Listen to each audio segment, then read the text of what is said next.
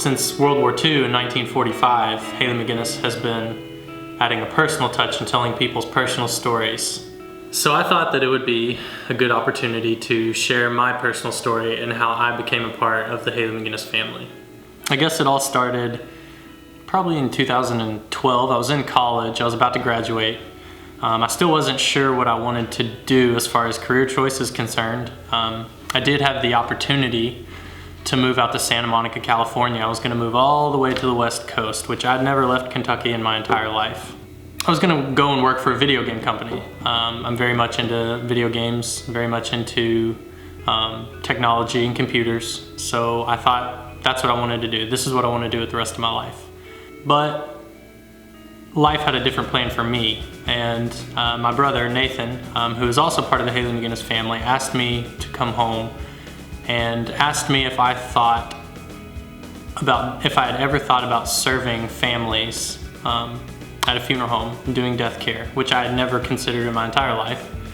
And he told me to give it a shot. I'm close with my brothers, I'm close with my family. So I moved back here and I started to work here at Haley McGinnis, just part-time, helping during visitation, parking cars, things like that. And I realized that I had a lot of fulfillment from providing a service to these families who are going through a difficult time in their life. They're grieving, they're looking for closure, and I thought that this suited me very well. So I decided to pursue an apprenticeship, and luckily Mike Everly was gracious enough to allow me to become a part of the family and serve my apprenticeship under Nathan, who is my brother, who's a director and mortician here at Haley McGinnis.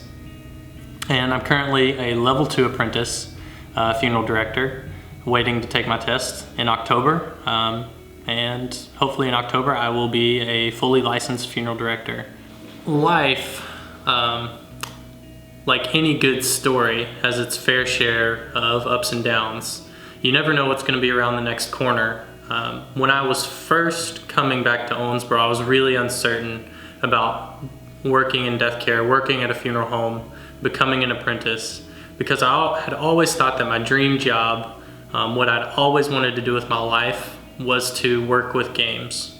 However, life being the way it is, and being a good story, I took a chance and I jumped at the opportunity, and I thought, there's no reason why, if I don't love it, if I don't fall in love with it, I can never go back. I can never go try again to pursue that career in games. But I did fall in love with it. I fell in love with the families, and I fell in love with their stories.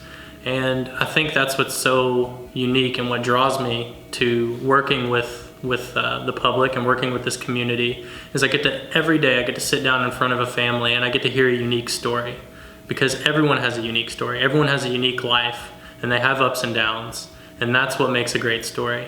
And I love to have the opportunity to hear those, to hear from families about their loved ones, their moms, their dads, their brothers and sisters. No one can tell your story better than you, and no one can share your story better than us. And I would like to thank you for the opportunities that you all have given me to share your stories. And I would like to personally thank you for giving me the chance to hear your stories.